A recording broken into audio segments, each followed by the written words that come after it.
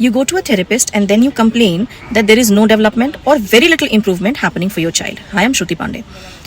What you are doing here is, as soon as your child is diagnosed with any of the symptoms of ASD, ADHD, autism, dyslexia and so on, what you start doing is you start focusing on the therapies.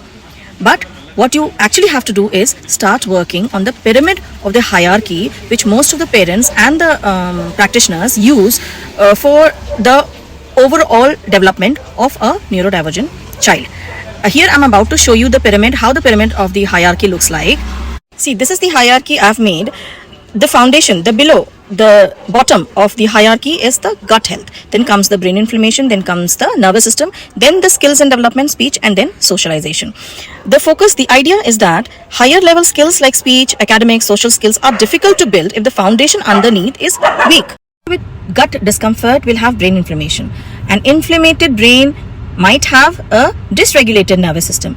And for a dysregulated nervous system, learning becomes slower. And if there is no learning readiness, how can speech happen? And if there is no communication, then how come skill development and socialization happen? Calm, safe and understood child is always a learning child. See, these layers like the speech and the socialization and the skill development, they can happen hand to hand. They are not separate.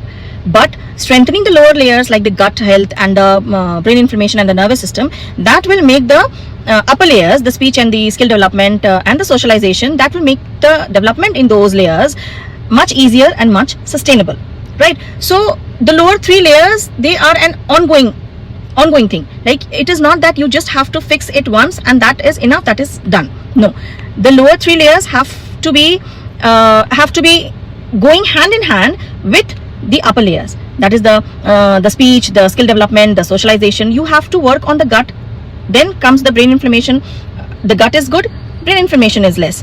The brain inflammation is less, the nervous system of the child is good. It's not dysregulated. So you have to work on the lower three layers every time till you see that the upper layers, the therapies are doing good and the therapies are working good. They are sustainable, right? You cannot just stop on the lower three layers because that is the foundation of the therapy.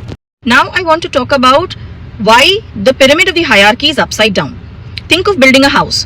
What you do first, you don't build the roof first, you build the foundation first. What happens here is that parents start by building the roof of the house, right? So if the foundation is not strong, the roof will crumble, there will be cracks, there will be repairings to be done in the house. So the foundation has to be strong, that is the gut health has to be strong. It has to be stable so that it can support everything above it. Then comes the brain inflammation.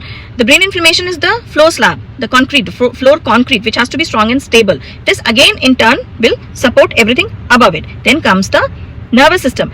The nervous system here is the structural frame, the pillars and the beams which is holding everything together and which is helping in working of the system of a child's brain in harmony, right? Then comes skills and development. Then comes the skills and the development. These skills and the development, you can consider it as the walls, the rooms of the house, the electrical and the plumbing of the house. That means where the child can learn, the child's motor skills can be developed, the child will develop cognition, the child will start learning the daily living skills, those will develop. Then comes the speech and communication. Speech and communication, you can consider it as the door and the window of a house which is connecting the inside of the house with the outside world. The same way, communication and speech, a child is connecting with the outside world. The child is the inside and the child is connecting with the outside world. And the last is socialization. This is the people, the roof and the family that is living in that house. This is the most visible outcome you can see in a neurodivergent child. A beautiful roof means little if the foundation is not strong, right? So socialization is the ultimate purpose of the house. The family living inside the house, they interacting with each other and with the outside world and thriving in the house and beyond it. So we have to work on the foundation and move upwards, like building a house from the foundation and moving upwards. regulation before education and communication before socialization. You have to follow this, and beneath the regulation lies the physical foundation, the gut health, the brain inflammation, and the nervous system. So here I must mention that this is not a strict medical model. This is just a framework for a development of the neurodivergent child, which most of the parents and most of the practitioners, they follow. And actually I think this is more practical, because think it as a layman that the gut, even for a neurotypical person and a child, the gut is most important. If the gut is okay, gut what? The bowel movements, the constipation and everything related to the gut, you know, if that is regulated, obviously there will be less brain inflammation. And if brain inflammation is less or no brain inflammation is there, then the nervous system will be so calm. Remember this, a calm, safe and understood child is always a learning child.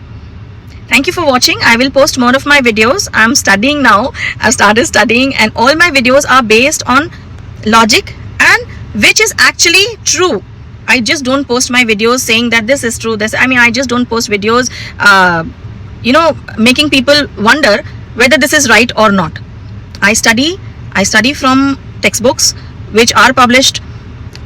Many people, mothers and fathers and parents of neurodivergent kids, many of them, they read the books and they know everything. I for myself will say that I was very naive when I started with the therapy and everything of my child, because there was no one to tell me what I should do. So I'm making my videos. Don't follow, don't subscribe, don't do anything. Just listen to the videos and just learn. For the parents of neurodivergent kids, just know what is true, what has to be done. And for a neurotypical person, I will say, for a person who has a normal neurotypical child, know what neurodivergence is, know what a neurodivergent kid is, know what is happening, be aware. Thank you for watching. I'll post more videos. Bye bye, see you soon.